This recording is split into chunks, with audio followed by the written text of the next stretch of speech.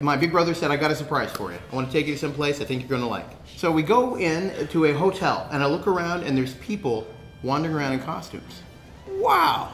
And I said, what is this? And he goes, well, it's a convention. And I went, oh, okay. What's a convention? And he says, it's a place where like-minded people get together to share experiences. Let me give you some background about who I am. I am essentially a 13-year-old boy. I am. I'm a 13-year-old type 2 bipolar, which means that I have periods of mania, which means I'm hyper and excitable. And then the other type is I'm depressed. I'm sad, I know, I'm not feeling crash, it's terrible.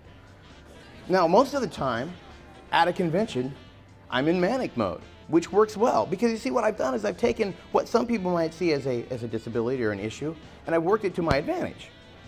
Whenever I'm about to go on stage, I find myself nervous and overwhelmed with fear, frankly. I mean, it's scary to get on a stage, and it's scary every single time. But the difference is it kicks my mania in, so when I hit the stage, I'm brilliant. At least I think so. There is no roadmap to becoming a professional master of ceremonies. There just isn't. I tried to find one because I don't want to reinvent the wheel. I hate to work. I do. If it's work, I don't want to do it, which is why I love what I do. I don't work. When you find the thing that you love to do, and you can do it without any thought, without of it being, okay, how much am I getting paid? All right, how long do I have to do this? Those are the two questions. If you have to ask those two questions because of the job, not because of your circumstances, then you're doing the wrong job. You know, and people, what do you want to do with your life? I don't know. And that's fine. I was 30 before Peter Pixie was invented. You want to live an incredible life, you have to do it. It's your life, it's nobody else's. And I can show you some of the things I've done. But in the end, you've got to step up, it's your world. So I'm going to ask you real quick, what is it? The silly thing that when you were 7 that you wanted to grow up and be, no matter what it was. Unless you want to be a butterfly, that might be a little difficult to do, but not impossible. There are ways to do it. We do cosplay a lot here. So, what is it you wanted to grow up to be? You want a unique, marketable skill that's yours and nobody else's? Get in the top 5% of one thing and the top 25% of the other. Put those two things together, and you are somebody that nobody else is. You have something that nobody else can truly market that you can make a difference with. There is no trial run, ladies and gentlemen. There is no practice. You don't get your 20s back. You don't get to redo them.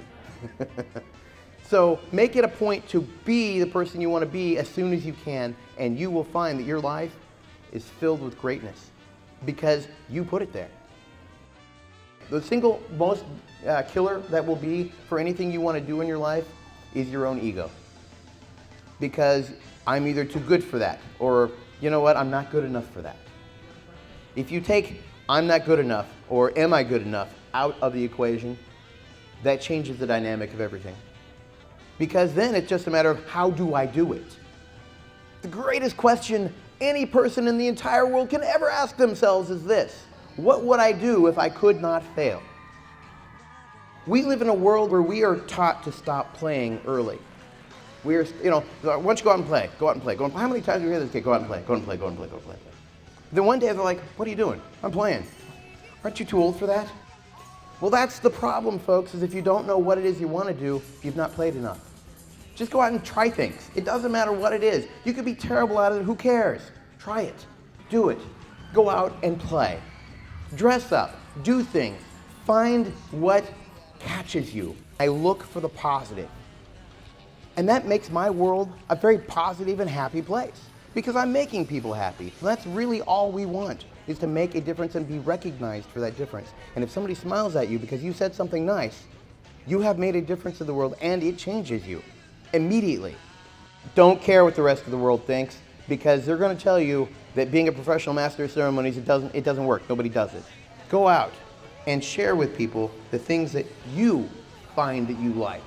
It'll do nothing but make your life more enriched.